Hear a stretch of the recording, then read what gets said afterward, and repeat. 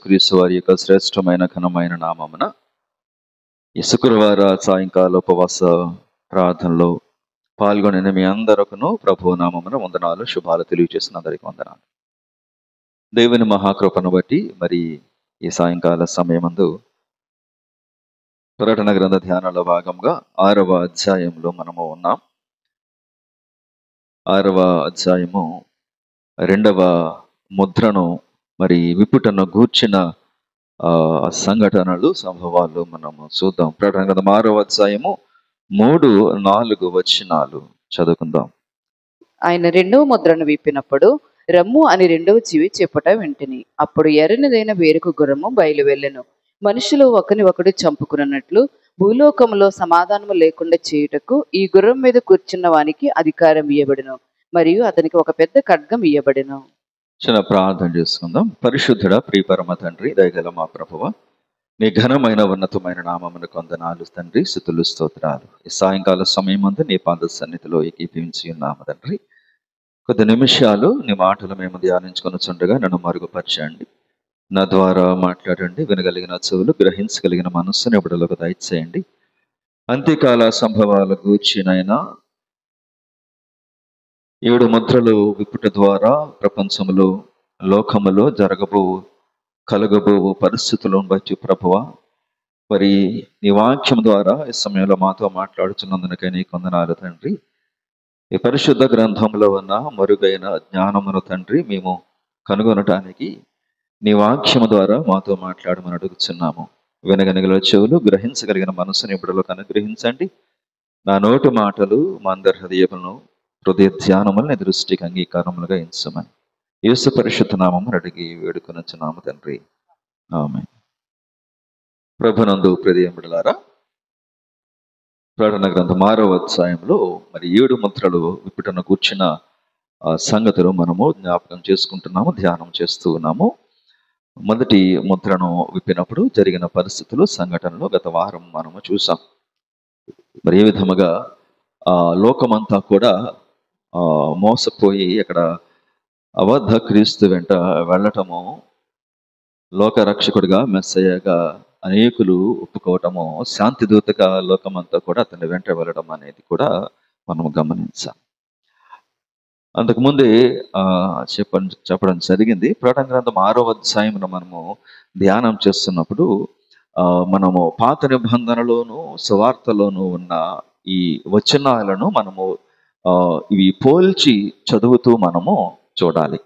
అంటే పాత నిబంధనలో మనము దానియేలు గ్రంథము గత వారంలో కూడా చూసాం. దానియేలు గ్రంథములో ఇవ్వబడిన ప్రవచనాలు, చెప్పిన ప్రవచనాలు, సువార్తలో యేసు ప్రభు వారు చెప్పిన ప్రవచనము, యుగాంతాన్ని గూర్చిన, అందులో ప్రత్యేకించి మత్తయి సువార్త 24వ అధ్యాయం. మీరు అధ్యాయం అంతా కూడా ఒకసారి మీరు చదవండి. ఇంటికి వెళ్ళిన తర్వాత ప్రభు వారు చెప్పిన క్రమం ఏదైతే ఉందో ఆ క్రమంలోనే ఇక్కడ ఈ ప్రకటన 6వ అధ్యాయంలో జరుగుతున్న విషయాలన్నీ కూడా మనము చూస్తూ ఉంటాము. ఒక క్రమములో ఇక్కడ ఈ సంగతులన్నీ జరగటం మనం చూస్తూ ఉన్నాము. అదేవిధంగా లూకా 21వ అధ్యాయంలో కూడా ప్రభువారు చెప్పారు ఇదే సంగతులు. మత్తయి 24లో ఉన్న సంగతులే లూకా సువార్త 21వ అధ్యాయంలోను, మార్కు సువార్త 13వ అధ్యాయంలో, 3 సువార్తల్లో వ్రాయబడి ఉన్నది. 3 సువార్తల్లో వ్రాయబడి ఉన్నది. ఈ యుగాంతమందు, అంత్యకాలమందు జరగబోయే సంఘటనల గురించి ప్రభువారు ముందుగానే ఆయన శిష్యులతో అక్కడ దీన్ని ఒలివెట్ డిస్కోర్స్ అంటారు. అనగా ఒలివ కొండ మీద ప్రభువు వారికి చెప్పిన బోధ, యుగాంతాన్ని కూర్చున్న బోధగా మనము జ్ఞాపకం చేసుకోవచ్చు. మనం అందుకే ప్రకటన 6వ అధ్యాయంలో ఒక్కొక్క ముద్ర విప్పుతున్నప్పుడు ఏ సంఘటనలు అయితే జరుగుతున్నావో ప్రభువారు మత్తయి సువార్త 24వ అధ్యాయంలో ఆయన ఒకసారి అందరూ కూడా తెరిచి, దయచేసి అందరూ మత్తయి సువార్త 24వ అధ్యాయం తెరిచి ఉంచుదాం. ఈ వచనాలతో మనము పోల్చి చూసుకున్నప్పుడు ఏ విధమైన క్రమము అనేది ఇక్కడ ఉన్నదో అనేది మనం గ్రహించగలము. మత్తయి సువార్త 24వ అధ్యాయం 4వ వచనం నుంచి చదువుదాం. యేసు వారితో ఇట్లనెను, ఎవడను మిమ్మల్ని మోసపరచకుండా చూచుకొనుడి. అనేకులు నా పేరట వచ్చి నేనే క్రీస్తునని చెప్పి పలువురిని మోసపరిచెదరు.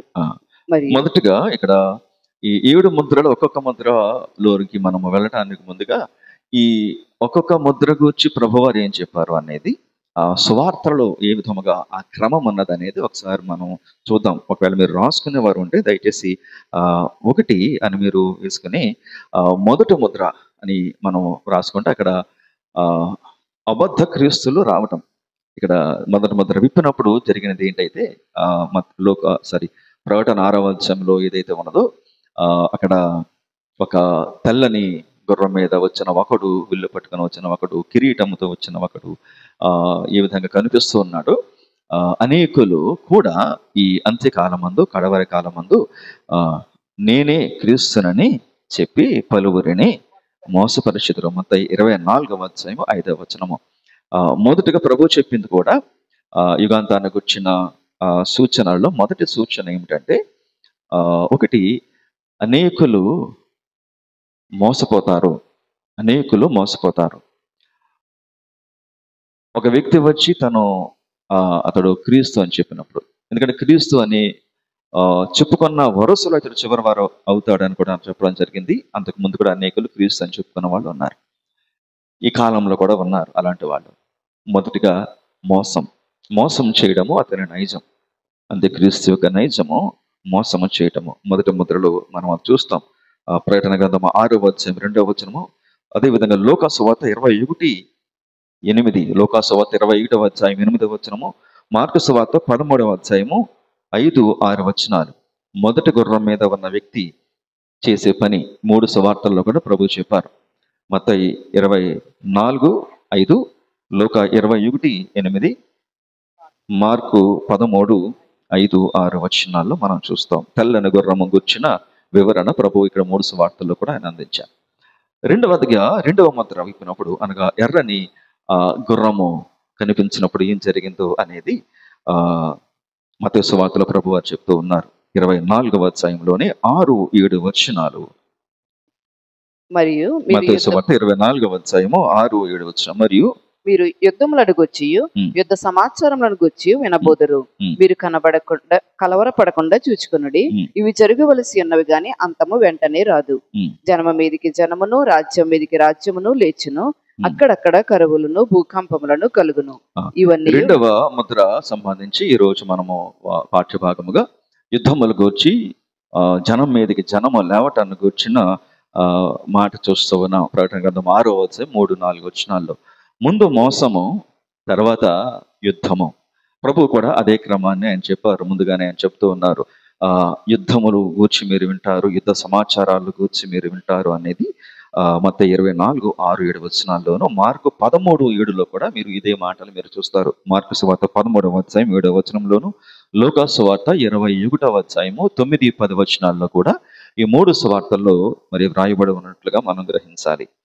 తర్వాత 3వ ముద్ర గురించి మనము చూసినప్పుడు, ప్రకటన గ్రంథం 6వ అధ్యాయము 5-6 వచనాలు ఒకసారి మరలా దాన్ని వివరంగా మనం చదువుతాం. దాన్ని 5-6 వచనాల్లో 3వ ముద్ర విప్పినప్పుడు ఏం జరిగింది అనేది, యుద్ధము తర్వాత పరిస్థితులు, తదనంతర పరిస్థితులు. సాధారణంగా యుద్ధం జరిగిన తర్వాత తదనంతర పరిస్థితులు ఏమిటంటే, కరువు గురించి మనము మాట్లాడుకుంటాం. యుద్ధం జరిగిన తర్వాత కరువు అనేది ఆటోమేటిక్గా దాన్ని వెంబడిస్తుంది యుద్ధానంతర పరిస్థితుల్లో.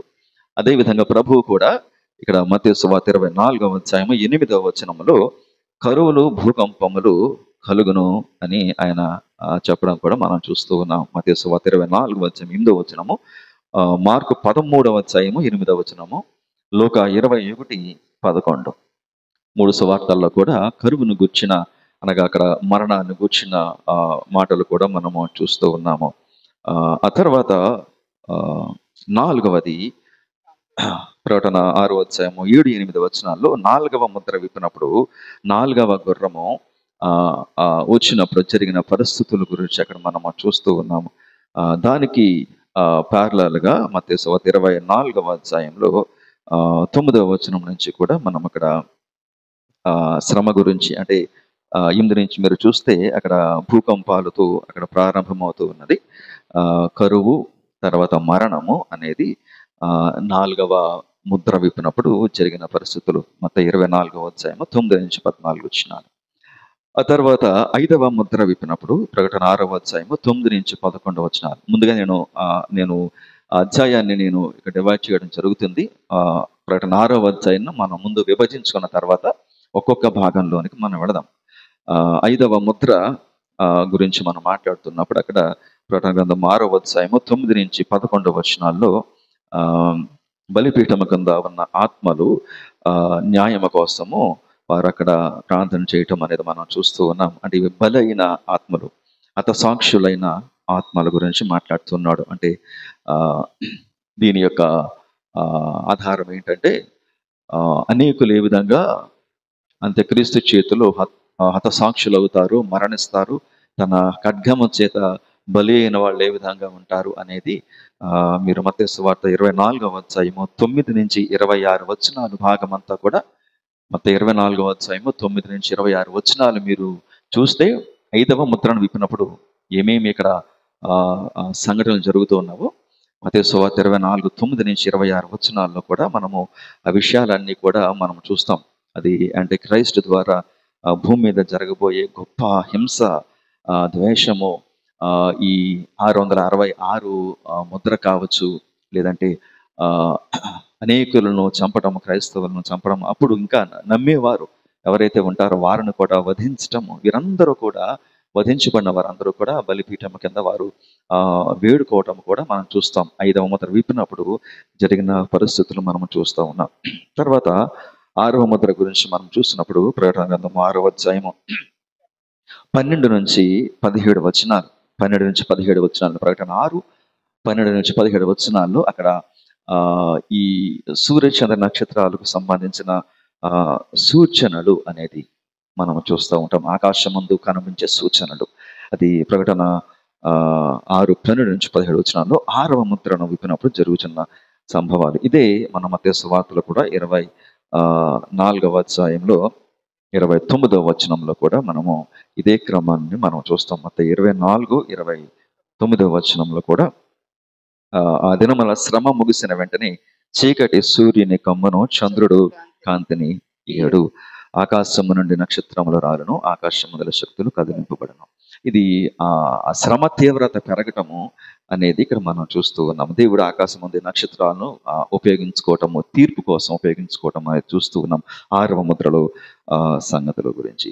ఇక 7వ ముద్ర గురించి మనము వెళ్ళటానికి ముందు, 7వ ముద్ర విప్పినప్పుడు ఏమీ లేదు, పరలోకమంతా ఇంచుమించు నిశ్శబ్దంగా ఉంది. అది మొదటి బోర ఊదటానికి 7వ ముద్ర అనేది ఒక తాళపు చెవి లాంటిది. కాబట్టి 7వ ముద్ర విప్పినప్పుడు జరిగింది ఏంటంటే, నెక్స్ట్ ఫేజ్లోకి, తీర్పులలోని 2వ దశ బోరాలు, 7 బోరాలు అనేది మీరు ప్రకటన 8వ అధ్యాయంలో మీరు చూస్తారు. ఆ తర్వాత మనం దాని గురించి చూద్దాం.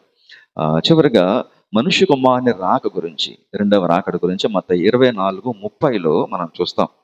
ఇదంతా జరిగిన తర్వాత ఈ క్రమాన్ని ఒకసారి మీరు గమనించండి. 7 ఏళ్ల కాలంలో ఈ 6 ముద్రలు అనంతరము చివరిగా జరగబోయేది ఆకాశమందు నక్షత్రములు కూడా రాలటం అనేది గురించి మీరు ప్రకటన 6 చివరి వచనం మీరు 12 నుంచి 17 వచనాలు మీరు చూస్తే వారు ఏ విధంగా అక్కడ దేవుని తీర్పు ఉంటుందో అనేది మీరు చూస్తారు. ఆ తర్వాత 30 వచనంలో మత్తయి 24:30 అప్పుడు మనిషి కుమారుని సూచన ఆకాశమందు కనబడును. అప్పుడు మనిషి కుమారుడు ప్రభావముతోను మహామహిమతోను ఆకాశ మేఘారూఢుడై వచ్చుట చూచి భూమి మీదనున్న సకల గోత్రముల వారు రొమ్ము కొట్టుకుందరు. మరియు ఆయన గొప్ప బోరతో తన దూతలను పంపును. వారు ఆకాశం యొక్క ఈ చివరి నుండి ఆ చివరి వరకు నలుదిక్కుల నుండి ఆయన ప్రభావముతో మహామహిమతో మేఘారూఢుడై ఆయన వస్తాడు. ఇది 2వ రాకడ. మనకు తెలుసు ఆయన 2వ రాకడలో ఎలా వస్తాడో, ప్రభావంతో వస్తాడు. అది సీక్రెట్ గా జరిగేది కాదు, రహస్యంగా జరిగే రాకడ కాదు. కానీ అది ఆయన ఇదంతా జరిగిన తర్వాత ఈ శ్రమ ముగిసిన పిమ్మట ప్రభువు మహామహిమతో రావటం అనేది 2వ రాకడలో మనము చూస్తాం. ఇది 6వ అధ్యాయాన్ని మనము ఈ రకంగా చూడాలి. మత్తయి 24వ అధ్యాయంతో పోల్చుకుని దయచేసి మీరు రెఫరెన్స్లు కూడా మీరు నోట్ చేసుకుంటే ఇంటికి వెళ్తే ఒకసారి మీరు బైబిల్ స్టడీ చేయండి, అది మీకు అవసరం, ఉపయోగం.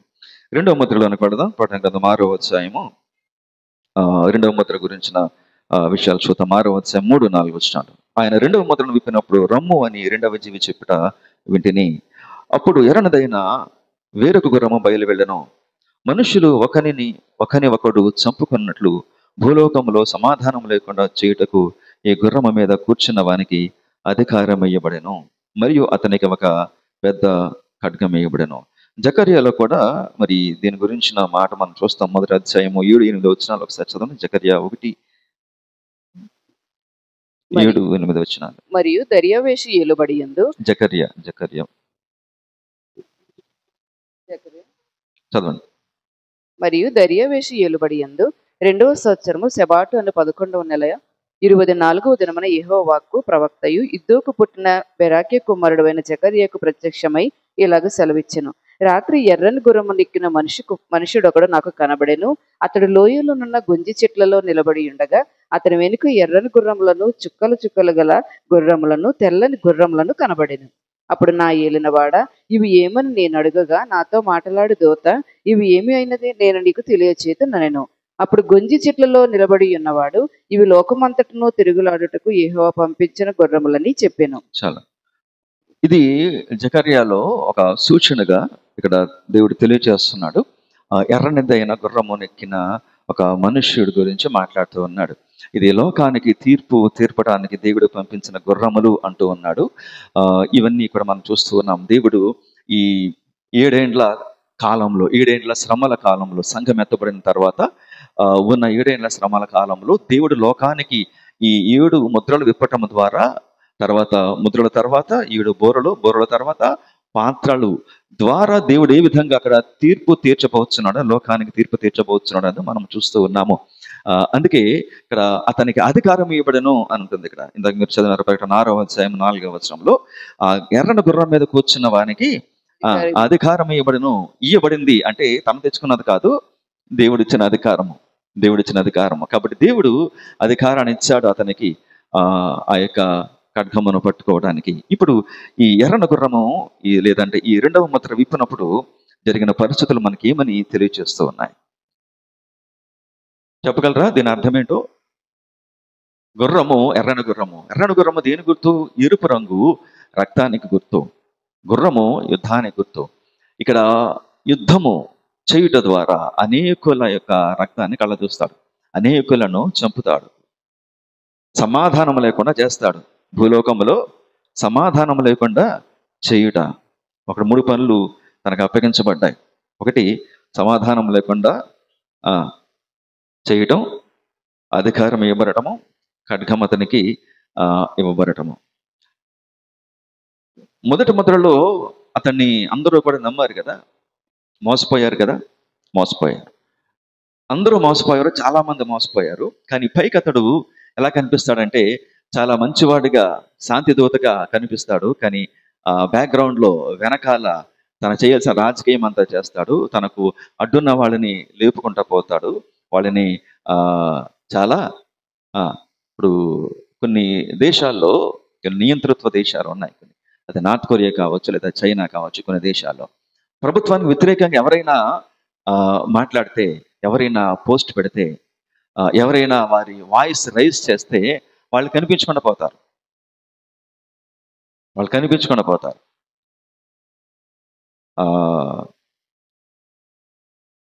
ఇది జిన్పింగ్ అనే ఇప్పుడు ప్రస్తుతం అధ్యక్షుడు కూడా అదే జరిగింది అక్కడ. కాబట్టి ఇక్కడ ఎవరు సేఫ్ కాదు. ప్రభుత్వాలు పైకి మామూలుగా ఉన్నట్లు ఉంటాయి, కానీ వాళ్ళకి శత్రువులుగా ఉన్న వాళ్ళు, వాళ్ళకి వ్యతిరేకంగా పనిచేస్తున్న వాళ్ళను ఏం చేయాలో అది చేస్తారు. కానీ బయటికి కనపడరు. పైకి శాంతిని కోరుకున్న వాళ్ళకి కనిపిస్తారు, పైకి శాంతి భద్రతలు కాపాడుతున్న వాళ్ళకి కనిపిస్తారు. కానీ వెనకాల వారికి ఎలాంటి శిక్షలు అమలు చేయాలో అలాంటివి అమలు చేస్తారు. ఇది మనకు తెలిసినదే. నియంతృత్వంలో ఇది ఉన్న పరిస్థితి. ఎవరైనా ఎదురు తిరిగితే వారికి జరిగేది. శాంతి దూతగా మొదటి ముద్రలో కనిపించిన ఈ వ్యక్తి, ఈ చివరి క్రీస్తు, ఆ ముద్ర, ఆ గుర్రం అనేది ఒక నాటకంగా మనం చూసాం. ఎందుకంటే అతని చేతిలో ఏమున్నది? విల్లు ఉన్నది. చేతిలో ఏముంది? విల్లు ఉంది. అంటే అతడు యుద్ధాన్ని చేయడానికి వచ్చాడనే విషయాన్ని మనం తెలుసుకుంటున్నాం. అతడు యుద్ధాన్ని చేయడానికి వచ్చాడనే విషయాన్ని మనం తెలుసుకోవాలి. ఆ విల్లుకి బాణం అనేది అప్పటికి ఇంకా తన చేతిలో లేదు. అంటే కొంత సమయం వరకు కూడా అతడు ఎదురు చూస్తున్నాడు. అందరి నమ్మకాన్ని, అందరి యొక్క మంచిని సంపాదించుకోవడం, లోకమంతా, దేశాలన్నీ కూడా అతనికి లోబడేలాగా అతడు రాజకీయం చేస్తాడు. ఇది మొదటి ముద్రలో అనేకులు చూస్తారు. అనేకులు బ్యాక్గ్రౌండ్లో అతడు చేసేవి కూడా మనం, ఎందుకంటే బాణం ఎందుకు కనపడతా లేదంటే కనపడకుండా దాచాడు బాణాన్ని. విల్లు ఉంది కానీ బాణం ఎందుకు కనబడతా లేదంటే అది దాచాడు. ఎందుకంటే వెనకాల ఆ, కనిపించదు. ఇది ఓపెన్గా చేసేది కాదు కదా. అంటే శాంతి పేరు అతను చేస్తున్నదంతా కూడా ఆ అన్యాయము, అక్రము, హత్యలు ఇవన్నీ కూడా అతడు జరిగిస్తాడు. ఇవన్నీ కూడా అతను చేస్తున్నాడు. అంటే అతను సీక్రెట్గా చేసేది మొదట్లో ఉన్నప్పుడు కనిపించకుండా బాణం పట్టుకుని అతడు జయిస్తూ ఉన్న వ్యక్తి కొంతతో మంచిగా మాట్లాడుతూ మంచి మాటలతో లోబర్చుకుంటాడు. మంచి మాటలు వినని వారి మాటలకు ప్రభావంకి పడని వారిని బాణంతో వేస్తాడు. అందుకే బాణం కనబడలేదు ఇక్కడ. కానీ రెండవ ముద్ర విప్పినప్పుడు ఏంటంటే ఇక్కడ ఓపెన్ అయింది అంతా కూడా, అంత తేటతెల్లమవుతుంది, అంత బహిర్గతమవుతుంది. తన నిజరూపం అంతా కూడా లోకానికి కనిపిస్తుంది. ప్రపంచం తెలుసుకుంటుంది, ఇశ్రాయేల్ తెలుసుకుంటుంది. లేదంటే లోకమున్న అక్కడ ఉన్న క్రైస్తవులు ఒకవేళ విడువబడిన వారు ఎవరైతే ఉన్నారో, ప్రభువుని నమ్ముకున్న వాళ్ళు అప్పటికి ఇంకెవరైతే ఉన్నారో వారు తెలుసుకుంటారు. ఇతని నిజస్వరూపం కళ్ళారా లోకం చూస్తుంది. అందుకే ఇక్కడ రెండో ముద్ర విప్పినప్పుడు అతని యొక్క రంగు ఏ గుర్రం మీద వస్తున్నాడు ఇక్కడ మనం చూసినప్పుడు ఎర్రనిదైన వేరొక గుర్రము బయలు వెళ్ళాను. మనుష్యుల ఒకరినొకడు చంపుకున్నట్లు భూలోకములో సమాధానం లేకుండా చేయుటకు, అంటే చంపుకోవడానికి, సమాధానం లేకుండా చేయటానికి ఇతనికి అధికారము ఇవ్వబడినట్లుగా చూస్తూ ఉన్నాము. ప్రభునందు ప్రియమైన బిడ్డలారా, ఇక్కడ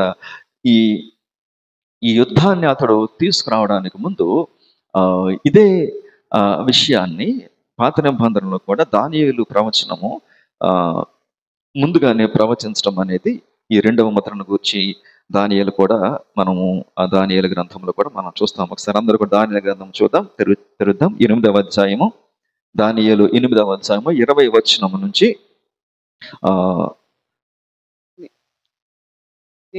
ఒకసారి పైనుంచి చదువుదాం. 18వ వచనం నుంచి. అతడు నాతో మాట్లాడుచుండగా నేను గాఢ నిద్ర పట్టిన వాడనై నేలను సాష్టంగా పడితిని గనుక అతడు నన్ను పట్టుకుని లేవనెత్తి నిలువబెట్టెను. మరియు అతడు ఉగ్రత సమాప్తమైన కాలమందు కలుగబోవనట్టి సంగతులు నీకు తెలియచేయుచున్నాను. గమనించండి, ఉగ్రత సమాప్తమైన కాలమందు కలుగబోవనట్టి సంగతులు నీకు తెలియ. ఇది ఫ్యూచర్ గురించి మాట్లాడుతున్నాను, చదవండి. ఎలయనగా అది నిర్ణయించిన అంత్యకాలమును గూర్చినది. నువ్వు చూచిన 2 కొమ్ములు గల ఆ పుట్టేలున్నదే అది మాదీల యొక్కయు పారసీకుల యొక్కయు రాజులను సూచించుచున్నది. వచ్చుగల ఆ మేకపోతు గ్రీకుల రాజు, దాని 2 కన్నుల మధ్యనున్న ఆ పెద్ద కొమ్ము వారి మొదటి రాజును సూచించుచున్నది. మీరు ఒకసారి తర్వాత ఇంటికి వెళ్ళకి 8వ అధ్యాయం మొదటి నుంచి చదవండి. దానియేలు కలిగిన దర్శనం అక్కడ చూస్తాం. అక్కడ పొట్టేలు మేకపోతు యొక్క యుద్ధాన్ని గురించి అక్కడ మీరు చూస్తారు. మీరు ఇంటికి చదవండి. దానియేలు 8వ అధ్యాయం మొదటి నుంచి 15-16 వచ్చిన ఈ అధ్యాయం అంతా కూడా దాని గురించి 8వ అధ్యాయం. అంత్యకాలం గురించి ఆయన చెప్తూ ఉన్నాడు. నీవు చూసిన 2 కొమ్ములు గల ఆ పొట్టేలున్నదే అది మాదీయుల యొక్కయు పారసీకుల యొక్కయు రాజులను సూచించుచున్నది.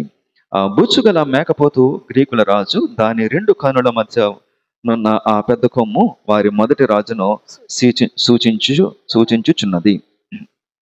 ఒకసారి ఈ దర్శనాన్ని గురించి కూడా ఒకసారి నేను చూద్దాం. 8వ అధ్యాయాన్ని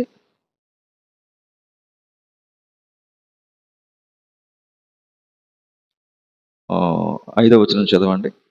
నేను ఈ సంగతి ఆలోచించుచుండగా ఒక మేకపోతు పడమట నుండి వచ్చి కాళ్ళు నేల మోపకుండా భూమి అందంతటా పరుగులెత్తెను.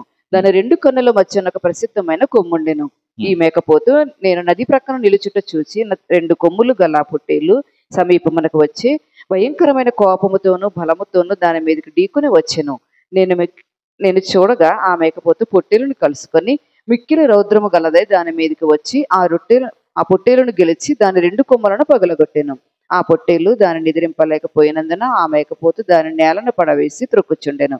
దాని బలమును అణచి ఆ పొట్టేలును తప్పించుట ఎవరి చేతను కాకపోయెను. ఆ మేకపోతు అత్యధికముగా బలము చూపించు వచ్చెను. అది బహుగా పుష్టి నొందగా దాని పెద్ద కొమ్ము విరిగెను. విరిగిన దానికి బదులుగా 4 ప్రసిద్ధమైన కొమ్ములు ఆకాశపు నలుదిక్కులకు 4 పెరిగెను. ఈ కొమ్ములలో ఒక దానిలో నుండి ఒక చిన్న కొమ్ము మొలిచెను. అది దక్షిణముగాను తూర్పుగాను ఆనంద దేశపు దిక్కుగాను అత్యధికముగా బరిసెను. ఆకాశ సైన్యము నట్టున్నంతగా పెరిగి నక్షత్రములో కొన్నిటిని పడవేసి కాళ్ళ క్రింద అనగదొరుకుచుండెను. ఆ సైన్యము యొక్క అధిపతికి విరోధముగా తన్ను హెచ్చించుకొని అనుదిన బల్యర్పణములను నిలిపివేసి ఆయన ఆలయమును పడద్రోసెను. అతిక్రమం జరిగినందున అనుదిన బలిని నిలుపు చేయుటకై ఒక సేన అతనికి ఇయ్యబడెను. అతడి సత్యమును వ్యర్థపరిచి ఇష్టానుసారంగా జరిగించుచు అభివృద్ధి నొందెను. అప్పుడు పరిశుద్ధులలో ఒకడు మాటలాడగా వింటిని. అంతలో మాట్లాడుచున్న ఆ పరిశుద్ధునితో మరి యొక్క పరిశుద్ధుడు మాట్లాడుచుండెను. ఏమనగా, అనుదిన బలిని గూర్చియు అతిక్రమం జరిగినందున సంభవించు నాశనకరమైన హేయ వస్తువును గూర్చియు కలిగిన ఈ దర్శనము నెరవేరుటకు ఎన్నాళ్ళు పట్టున. అది తర్వాత ఇంకా మీరు తర్వాత చదవండి. ఈ మేకపోతు గురించి, పొట్టేలు గురించిన విషయాన్ని గురించి. మేకపోతును జయించిన పొట్టేలు అంటే కాలు నేల మోపకుండా వచ్చిన పొట్టేలు గురించి ఇక్కడ మాట్లాడుతూ ఉన్నాడు. దాన్ని ఎదిరించుటకు శక్తి లేక 4వ వచనంలో దాన్ని ఎదిరించుటకైనను అది పట్టకుండా తప్పించుకుంటే ఏ జంతువు కన్నా శక్తి లేకపోయాను. అది తనకి ఇష్టమైనట్టుగా జరిగించు బలమొచ్చుచు చూపుచూ వచ్చాను. నేను ఈ సంగతి ఆలోచించుండగా ఒక మేకపోతు పటమట నుండి వచ్చి కాళ్ళు నేల మోపకుండా భూమి అందతట పరుగులెత్తును. దాని 2 కనుల మధ్యన ప్రసిద్ధమైన కొమ్ము ఉండేను. ఇక్కడ మేకపోతు గురించి, పొట్టేల గురించి మాట్లాడుతూ దాని వివరణ మీరు చూస్తున్నారు. 20 వచనం నుంచి చదవండి. దానియేలు 8:20. నీవు చూసిన 2 కొమ్ములు ఆ పొట్టేలున్నదే, అది మాదీయుల యొక్కయు పారసీకుల యొక్కయు రాజులను సూచించినది. ఇక్కడ గమనించండి. బబులోను రాజ్యం గురించి మనం ఆలోచన చేసినప్పుడు బబులోను రాజ్యము తర్వాత వచ్చిన రాజ్యం ఏంటంటే మాదీయ పారసీక రాజ్యం. మీరు దానియేలు గ్రంథంలో దాని గురించి చూస్తారు. ఎందుకంటే బబులోను సంస్థానం పడిపోయిన తర్వాత బెల్షస్తరు విందు చేసుకున్నప్పుడు దానియేలు మెనేమెనటేకెలు పాస్ అని చెప్పి దేవుని యొక్క దర్శనం వచ్చినప్పుడు అక్కడ ఉన్న బెల్షస్తరు బబులోను సామ్రాజ్యాధినేత, అతని రాజ్యము ఆ రాత్రి పడగొట్టబడుతుంది. ఎందుకంటే ఒక మాదీయ పారసీకుల దేశానికి చెందిన దర్యావేషు వచ్చి పడగొడతాడు. బబులోను సంస్థానము అంతరించి అక్కడ మాదీయ పారసీక, అక్కడ 2 కొమ్ములు గల పొట్టేలు అంటే ఈ 2 దేశాలు మాదీయ పారసీక దేశాలు కలిసి ఉన్న ఒక రాజ్యం అక్కడ కనిపిస్తుంది. మనం చూస్తూ ఉన్నాము. అది పొట్టేలుకు సూచన కనిపిస్తున్నది. ఆ తర్వాత 21వ వచనం. బొచ్చుగల మేకపోతు గ్రీకుల రాజు, దాని 2 కనుల మధ్యన ఉన్న పెద్ద కొమ్ము వారి మొదటి రాజును సూచించుచున్నది. గ్రీకులు ఇక్కడ గ్రీకు తర్వాత వచ్చిన గ్రీకు రాజ్యం గురించి మాట్లాడుతూ ఉన్నాడు. మాదీయ పారసీక దేశము పతనమైన తర్వాత వచ్చిన మేకపోతు అంటే కాలు నేల మోపకుండా రావటం గురించి మాట్లాడుతున్నారు. అంటే దాని అర్థం ఏంటంటే ఎంత వేగంగా అలెగ్జాండర్, ఇక్కడ అలెగ్జాండర్ గురించి గ్రీకుల రాజు ఎవరో కాదు, అలెగ్జాండర్ ద గ్రేట్ ఎంత వేగంగా ప్రపంచాన్ని ఆక్రమించాడు. ప్రపంచమంతా కూడా తన సామ్రాజ్యాన్ని విస్తరించాడు. ఇది దానియేలు చెబుతున్నది. ఇది క్రీస్తుపూర్వం 6వ శతాబ్దానికి లేదా 5వ శతాబ్దానికి చెందినది. అయితే గ్రీకుల రాజు అలెగ్జాండర్ వచ్చింది క్రీస్తుపూర్వం 356 సంవత్సరంలో పుట్టాడు అతను. అంటే అతను మరణించిన కాలము 324వ సంవత్సరం, క్రీస్తు పూర్వం 324. అంటే దీనికి ఇంచుమించు 100 సంవత్సరాలకు ముందే ఇక్కడ 200 సంవత్సరాలకు పైబడి ఈ ప్రవచనం ఇక్కడ దానియేలు ద్వారా దేవుడు ఇస్తూ ఉన్నాడు. మాదీయ పారసీక దేశానికి చెందిన ఆ పొట్టేలును ఇక్కడ ఏ విధముగా మేకపోతు అనగా గ్రీకుల రాజు అలెగ్జాండర్ అక్కడ అణిచివేస్తాడు, తన రాజ్యాన్ని అక్కడ స్థాపిస్తాడు. స్థాపించిన తర్వాత 22వ వచనము. అది పెరిగిన పిమ్మట దానికి బదులుగా 4 కొమ్ములు పుట్టినవి కదా. 4 రాజులు జనంలో 2 పుట్టుదురు కానీ అతనుకున్న బలము గలవారుగా ఉండరు. ఈ 4 రాజులు ఎవరు అంటే అలెగ్జాండర్ ద గ్రేట్ మరణించిన తర్వాత గ్రీకు సామ్రాజ్యము 4 భాగాలుగా విడిపోయింది, 4 భాగాలుగా ముక్కలైంది. అలెగ్జాండర్ సామ్రాజ్యంలో 4 జనరల్స్ ఉండేవారు, 4 సైన్యాధ్యక్షులు, వారు ఆర్మీ జనరల్స్ అని పిలుస్తారు. ఈ 4 కూడా వారు ఒకరినొకరు కొట్టుకొని 4 భాగాలుగా ప్రపంచాన్ని పంచుకున్నారు. ఇది కేవలం గ్రీకు దేశం గురించి మాత్రం కాదు. అలెగ్జాండర్ ఆక్రమించిన అతను సాధించిన ఈ రాజ్యాలన్నింటినీ కూడా 4 భాగాలుగా ఈ 4 జనరల్స్ పంచుకున్నారు. అందులో మొదటిది ఏంటంటే టోలమీ అనే జనరల్ ఈజిప్ట్ భాగాన్ని అతడు పరిపాలన చేస్తాడు. టోలమీ ఈజిప్ట్ ప్రాంతాన్ని అతడు పరిపాలన చేస్తాడు. తర్వాత రెండవదిగా సెలూకస్ అనే మరొక సైన్యాధిపతి, అతడు సిరియా మరియు బబులోను ప్రాంతాలను అతడు పరిపాలన చేస్తాడు. తర్వాత మూడవ వ్యక్తి కసాండర్ అనే వ్యక్తి మాసిదోనియా, అంటే ప్రస్తుతము ఈ గ్రీసు దేశము మాసిదోనియా ప్రాంతాన్ని కసాండర్ అనే సైన్యాధ్యక్షుడు పరిపాలన చేశాడు. నాలుగవదిగా లిసిమాకస్ అనే మరొక జనరల్, మరొక సైన్యాధ్యక్షుడు ఆసియా మైనర్ అంటే టర్కీ ప్రాంతానికి చెందిన భాగాన్ని అతడు పరిపాలన చేయటం అనేది మనం చూస్తూ ఉన్నాం. కాబట్టి ఈ నలుగురు కూడా మొదటి వారు అంత బలం కలిగిన వారు కాదంటున్నాడు. ఈ 4 రాజులు కూడా గమనించండి 22వ వచనంలో అది పెరిగిన పిమ్మట దానికి బదులుగా 4 కొమ్ములు ఏదైతే పుట్టాయో, విరిగిన కొమ్ముకు బదులుగా ఆ మేకపోతు కొమ్ము, మొదటి కొమ్ము అలెగ్జాండర్ అయితే దాని స్థానం వచ్చిన 4 కొమ్ములు 4 రాజ్యాలకు చెందిన 9 సైన్యాధ్యక్షులు. అయితే వీరు అంత బలము కలిగిన వారు కాదు అంటున్నాడు. 23 వారి ప్రభుత్వం యొక్క అంతములో వారి అతిక్రమములు సంపూర్తి అగుచుండగా క్రూర ముఖము కలిగిన వాడును యుక్తి గలవాడన అయింది ఉపాయము తెలుసుకుని ఒక రాజు పుట్టును.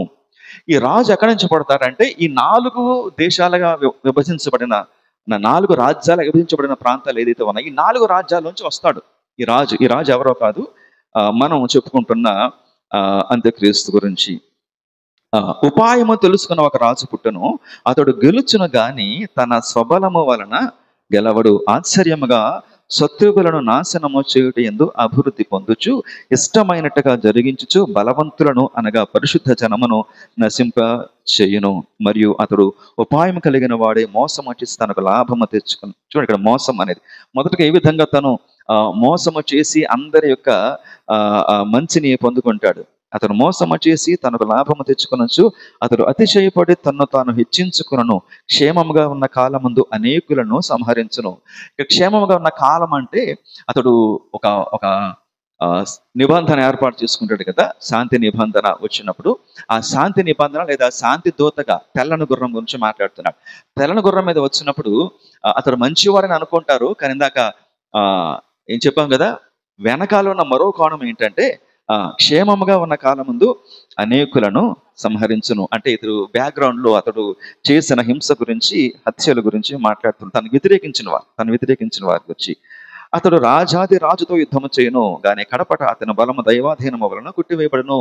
ఎవరిక్కడ రాజాది రాజు అంటే ఎవరు? ప్రభు వచ్చి అతనిని కొట్టివేస్తాడు, అతనితో యుద్ధం చేస్తాడు అనేది మీరు అంతకుముందు చెప్పడం జరిగింది. ఇక్కడ 2 దశలంపతికి 2వ అధ్యాయము 5-8 వచనాల్లో అక్కడ అడ్డగించేవాడు మరి తీసివేయబడిన తర్వాత అక్కడ అతను తన నోటి ఊపిరి చేత సంహరించును అని ప్రభువు వచ్చి తన నోటి ఊపిరి చేత సంహరించిన అంత్యక్రీస్తు గురించి మాట అక్కడ పత్రిక పాఠంలో ఇక్కడ దానియేలు ముందుగానే ఇక్కడ ప్రవచించడం కూడా భవిష్యత్తుని గురించి ఇక్కడ విషయాన్ని కూడా మనం చూస్తూ ఉన్నాము. ఇది ఎందుకు చెప్తున్నానంటే ఇక్కడ అతడు ఎక్కడి నుండి వస్తాడు, క్రూర ముఖము కలిగిన వాడు అనేది ఇతని యొక్క రూపం గురించి, అతని స్వభావం గురించి మాట్లాడుతున్న 23 వచనం దానియేలు 8:23 వారి ప్రభుత్వం యొక్క అంతములో వారి అతిక్రమములు సంపూర్తి అగుచుండగా క్రూర ముఖము గలవాడును యుక్తి గలవాడున ఉండి ఉపాయం తెలుసుకుని ఒక రాజు పుట్టును. అతడు ఎంత తెలివైన వాడు, ఇతడు ఎవరి నుంచి వస్తాడు అనేది మనకు తెలుసు. ఎందుకంటే అపవాది ద్వారా, సాతాను ద్వారా ఇతడు ప్రేరేపించబడిన వాడు. అందుకే త్రిత్వంలో 2వ వ్యక్తి అని కూడా చెప్పాను కదా, అపవాది త్రిత్వంలో, సాతాన త్రిత్వంలో ఇతడు 2వ వ్యక్తిగా యేసుక్రీస్తును పోలిన వాడుగా, జ్ఞానము, బలము, పరాక్రమము, యుక్తి, ఉపాయం తెలిసిన వాడుగా అతడు కనిపిస్తాడు. అందుకే అందరూ తీసుకొచ్చి అతన్ని కిరీటం ఇస్తారు. నువ్వే పరిపాలించు, నువ్వే యోగ్యుడు, నువ్వే సమర్థుడివి, ఈ ప్రపంచాన్ని బాగు చేయడం నీ వల్లే అవుతుంది అని చెప్పి అందరూ కూడా అతని యుక్తికి, అతని యొక్క సామర్థ్యానికి ఆశ్చర్యపడిపోయిన వాళ్ళందరూ కూడా అతన్ని హెచ్చించడం లేదా కిరీటం పెట్టడం, అతన్ని తీసుకురావటం అనేది కూడా మనం చూస్తాం. అతను హెచ్చించుకుంటాడని, అతను అనేకలను సంహరిస్తాడని, తొదకు అతని బలం దైవాధీనం వలన కొట్టివేయబడుతుంది అనే విషయం మనం చూస్తాం. ఇదంతా కూడా మనము ఈ అంత్యకాలం గురించిన విషయాలు అనేది మనము దానియేలు ప్రవచనంలో కూడా మనము దీన్ని గమనించగలం. కాబట్టి 2వ ముద్ర విప్పినప్పుడు జరిగిన పరిస్థితి ఏంటంటే ఈ పుట్టుకు వచ్చిన ఈ యొక్క కొమ్ము, లేదంటే ఈ చిన్న కొమ్ము, లేదంటే ఆ యొక్క క్రూర మృగము అని మరొక పేరు ఉంది కదా, మనం చాలా పేర్లు ఉన్నాయి ఇతని గురించి, అంత్యక్రీస్తుని గురించి ఉన్న పేరులు. పాత నిబంధనలో చిన్న కొమ్ము అని ఆ స్థానంలో ఈ 4 కొమ్ములోంచి పుట్టుకొచ్చిన తర్వాత మరో కొమ్ము, చిన్న కొమ్ము అని. ఈ 3 విషయాలు ఒకసారి చూసుకుని మనం ముగించుకుందాం. ఇతడు చేసే పని ఏంటంటే మొదటగా సమాధానాన్ని, పీస్ని తీసివేస్తాడు. సమాధానం లేకుండా చేయడం ఇతను చేసే పని. ఆ కాలంలో సమాధానం అనేది భూమి మీద లేకుండా ఇతడు యుద్ధాలు చేయడు, ఒకరినొకరు చంపుకునేలా చేస్తారు. యుద్ధాలు చేయడమును, 2 ఆ, జనం మీద జనం లేవటానికి, రాజ్యం మీద రాజ్యం లేవటానికి, ఒకరినొకరు చంపుకోవటానికి. చూడండి, భూలోకంలో సమాధానం లేకుండా చేయుటకును, ఇంకా మనుషుల ఒకరినొకడు చంపుకొనున్నట్లు. మనుషుల ఒకరినొకడు అంటే మనిషికి మనిషికి మధ్య, దేశానికి దేశానికి మధ్య, రాష్ట్రానికి రాష్ట్రానికి మధ్య, రాజ్యానికి రాజ్యాంగానికి మధ్య యుద్ధం పెడతాడు, పుల్ల పెడతాడు. వారిలో గొడవలు సృష్టిస్తాడు. వారు కొట్టుకోలాగా, చంపుకునేలాగా, సంహరించుకునేలాగా ఇతడు ప్రయత్నాలు చేస్తాడు. అందుకని ఎర్రని గుర్రము, ద కలర్ ఆఫ్ బ్లడ్, రక్తము యొక్క రంగు. అతను ఏ విధంగా రక్తపాతము సృష్టిస్తాడు అనేది ఈ 2వ ముద్రలో స్పష్టంగా కనిపిస్తుంది. ప్రభునందు దేవులారా, ఇది ఈ యుద్ధము అనేది ఇది కేవలము మనము భవిష్యత్తులో జరిగే యుద్ధం గురించి కూడా మనం మాట్లాడుకోవట్లేదు. అది రాబోయే యుద్ధం గురించి మనం మాట్లాడుకోవట్లేదు. 3వ ప్రపంచ యుద్ధం ఇప్పుడు వస్తుంది అని చెప్పి, అది ఎలా ఉండబోతుంది అని చెప్పి మనం మాట్లాడుకోవట్లేదు. ఇది జరిగిన యుద్ధాల గురించి ఒకసారి మనం చూడాలి. ప్రపంచంలో ఇంతకుముందు జరిగిన యుద్ధాలు ఒకసారి మీరు చూస్తే, యుద్ధం అనేది దీనివల్ల కలుగుతారు. యుద్ధం దేనివల్ల పుడతారు? యుద్ధానికి కారణం ఏంటి? యుద్ధానికి కారణం ఏంటండి? రాజ్యాన్ని జయించాలి, పొరుగువాడిని ఆక్రమించాలి, అంతే కదా. తనది కాని దాన్ని ఆక్రమించుకోవాలని, ఆశించాలని. కాబట్టి ఎవరైతే తన పొరుగువాడిని ప్రేమించడో, ప్రేమ ఎక్కడైతే ఉండదో, ప్రేమ ఎక్కడైతే కనబడదో అక్కడ ఏముంటుందని ద్వేషం కనిపిస్తుంది. ద్వేషం ఉన్న చోట ఏముంటుందంటే వాడిని ఎలాగైనా అణచాలి. ఆ వ్యక్తి ఎవరైనా కావచ్చు, అది ఊరైనా కావచ్చు, పట్టణమైనా కావచ్చు, దేశమైనా కావచ్చు, రాజ్యమైనా కావచ్చు, ప్రపంచ అధికారమైనా కావచ్చు, దాన్ని ఆక్రమించుకోవాలంటే, తనది కాని దాన్ని ఆక్రమించుకోవాలంటే అది ప్రారంభమయ్యేది మొత్తం ఒక పాపంతో, స్వార్థంతో. ఇది నాకు కావాలి అని ఆశించటము. ఈ పొరుగు వానిది ఏది కూడా ఆశించకూడదని దేవుడు చెప్పిన మాటల్లో ఆశించడం యుద్ధం అంటే అదే. పగ తీర్చుకోవడము, ప్రతీకారం తీర్చుకోవడము, ఆక్రమించుకోవడం అనేది ఇది ఎక్కడి నుంచి, తలంపులను ఎక్కడి నుంచి వస్తాయి? ఎక్కడి నుంచి వస్తాయి? దేవునికి విరోధంగా నడుచుకునే వాళ్ళ నుంచి వస్తాయి. అది యుద్ధాలు అనేది మనం మొదటి ప్రపంచ యుద్ధంలో 1914 నుంచి 18 సంవత్సరాల మధ్యలో జరిగిన 14 నుంచి 18 సంవత్సరాల కాలం, 5 ఏళ్ళు జరిగిన ఈ యుద్ధంలో ఇంచుమించు 1 కోటి మందికి పైగా మరణించారు. 1 కోటి మంది చనిపోయారు. 2వ ప్రపంచ యుద్ధంలో 1930 చెప్తారా? 2వ ప్రపంచ యుద్ధ కాలం ఏంటో అండి?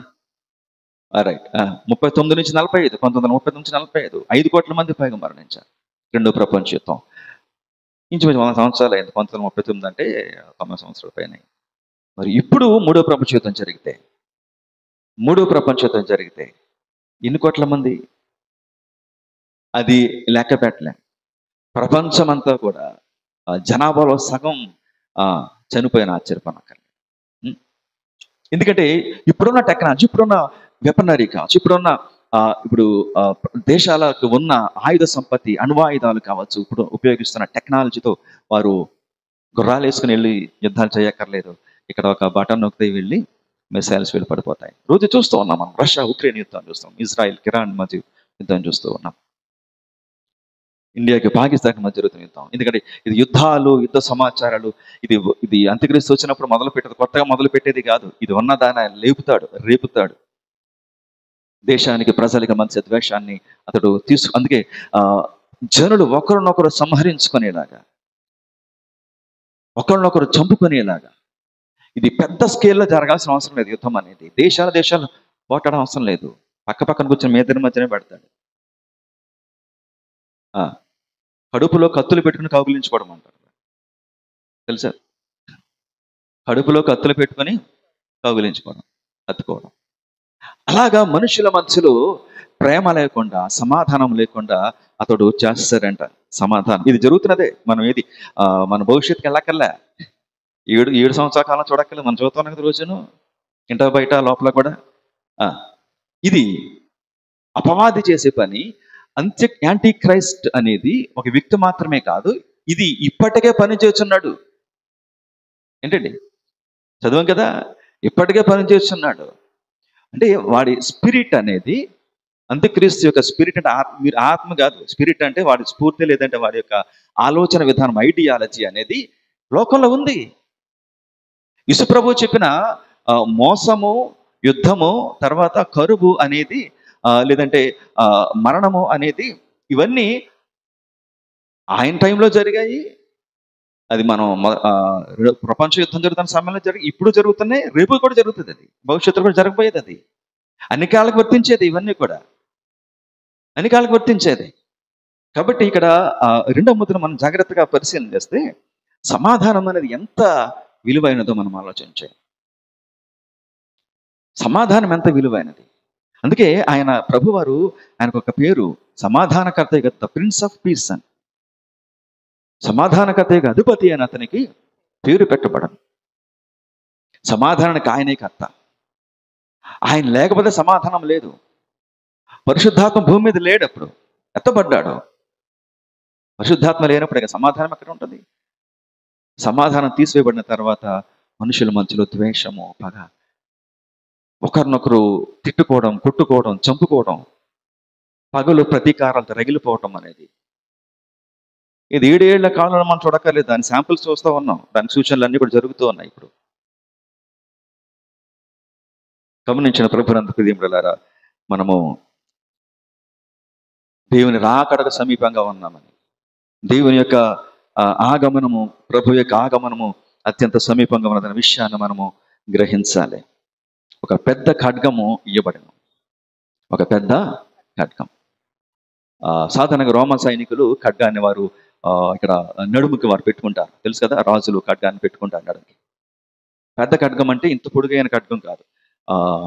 యుద్ధం చేయడానికి తెలిసిన ఖడ్గం తెలుసు కదా. అలెగ్జాండర్ ద గ్రేట్ గురించి మాట్లాడినప్పుడు అతడు ఆ ఖడ్గంతో యుద్ధాలు చేశారంట. అలెగ్జాండర్ ఖడ్గం గురించి గొప్ప పేరు ఉంది.